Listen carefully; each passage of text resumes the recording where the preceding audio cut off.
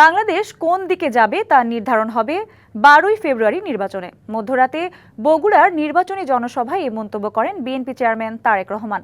১৯ বছর পর পৈতৃক ভিটায় গিয়ে হয়ে পড়েন আবেগাপ্লুত। তার অভিযোগ, গত 17 বছর শুধু বগুড়া নয়, সারা বাংলাদেশই বঞ্চিত ছিল। ক্ষমতায় গেলে দুর্নীতি নির্মূলের অঙ্গীকার করেন তারেক রহমান।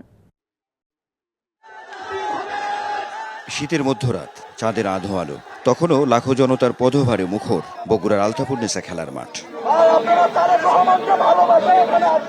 ১৯ বছর পর বাপদাদার ভূমির মাটিতে বিএনপি চেয়ারম্যান তারেক রহমান ২০০৬ সালে শেষবার তিনি এসেছিলেন এখানে।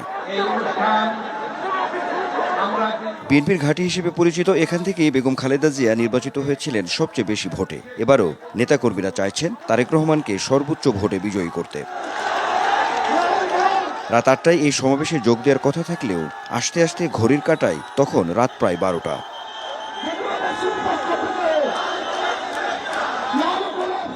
মঞ্চে হাজির হতেই স্লোগানে মুখর হয়ে ওঠে পুরো মাঠ। বক্তব্যের শুরুতে কিছুটা আবেগপ্রবণ হয়ে পড়েন বিএনপি চেয়ারম্যান। বলেন, ঘরের মানুষের কাছে কি বলার আছে। তারা হয়তো তখন অনেক ছোট ছিল, হয়তো আমাকে দেখেছে বা দেখে নাই অনেকেই। তারেক রহমান বলেন, সামনে নিছক নির্বাচন নয়, এর মধ্য দিয়ে গণতান্ত্রিক সরকার প্রতিষ্ঠিত হবে কিনা নিতে হবে সে সিদ্ধান্ত। এই নির্বাচনটি শুধু নির্বাচন নয়, এই নির্বাচনকে নিশ্চিত করবে আগামী দিনে এই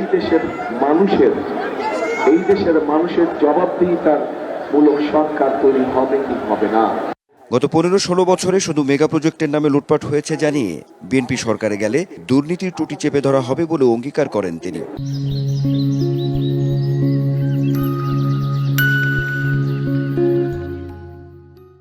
আমাদের সকলকে সতর্ক থাকতে হবে, যেভাবেই হোক এই দুর্নীতিকে আমাদের টুটি চেপে ধরতে হবে, এই দুর্নীতিকে নিয়ন্ত্রণ করতে হবে এবং দুর্নীতিকে নিয়ন্ত্রণ করার মাধ্যমে আমাদেরকে দেশকে সামনের দিকে এগিয়ে নিয়ে যেতে হবে।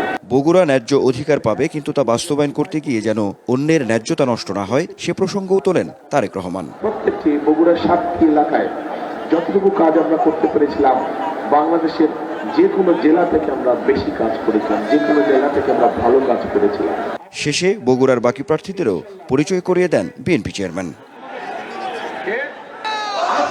পৈতৃক ভিটা শেকড়ের টান, মূল কথা দেশের মাটি দেশেই আছে, স্থায়ী ঠিকানায়। এমনই আবেগ ঘন মুহূর্ত বিএনপি চেয়ারম্যান তারেক রহমানকে ঘিরে।